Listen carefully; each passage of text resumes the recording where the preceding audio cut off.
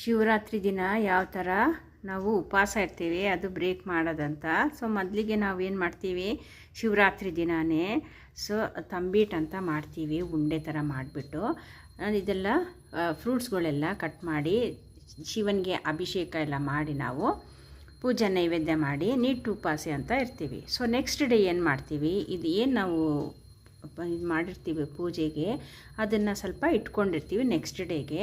So ನಂತರ ನಾವೇನು ಮಾಡ್ತೀವಿ, ಮೊಸರನ್ನ ಮತ್ತು ಬೆಲ್ಲದನ್ನ ಅಂತ ಇರುತ್ತೆ, ಅದನ್ನು ಕೂಡ ನಾವು ಬರೀ ಅದನ್ನು ಮಾತ್ರ ಬೆಳಗ್ಗೆನೇ ಎದ್ದು ಅದನ್ನು ನೈವೇದ್ಯ ಮಾಡ್ತೀವಿ. ಆಮೇಲೆ ಯಾಕಂದರೆ ನಾವು ನೆಕ್ಸ್ಟ್ ದಿನ ಏನು ಮಾಡ್ತೀವಿ ಅನ್ನೋದ್ರಿಂದ ಮುಖ್ಯ, ಅದರಿಂದ ನಾವೇನು ಮಾಡ್ತೀವಿ, ಅನ್ನ ಸಾರು ಒಬ್ಬಟ್ಟು ಸಾರು ಥರ ಮಾಡ್ತೀವಿ. ಸೊ ಇವಾಗೇನಿದು ಪಂಚಾಮೃತ ಅಭಿಷೇಕ ಅದನ್ನು ಕೂಡ ನಾನು ಇಟ್ಕೊಂಡಿರ್ತೀನಿ.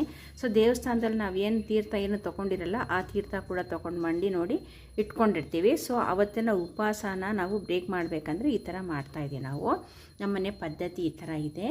ಸೊ ನಿಮ್ಮನೆ ಯಾವ ಥರ ಇದೆ ನೀವು ಆ ಥರ ಮಾಡ್ಕೊಳ್ಳಿ. ಸೊ ಅನ್ನ ಸಾರು ಮತ್ತು ಬೀನ್ಸ್ ಮಾಡಿರ್ತೀವಿ, ಒಂದು ಬಜ್ಜಿ ಮಾಡಿರ್ತೀವಿ, ಕೋಸಂಬರಿ ಕೂಡ ನೀವು ಮಾಡ್ಕೋಬೋದು ಮಾಡೋಂಗಿದ್ರೆ. ಸೊ ಈ ಥರ ಶಿವರಾತ್ರಿಯ ಆಚರಣೆ, ಜಾಗರಣೆಯಲ್ಲವರು ಜಾಗರಣೆ ಕೂಡ ಮಾಡ್ತಾವೆ.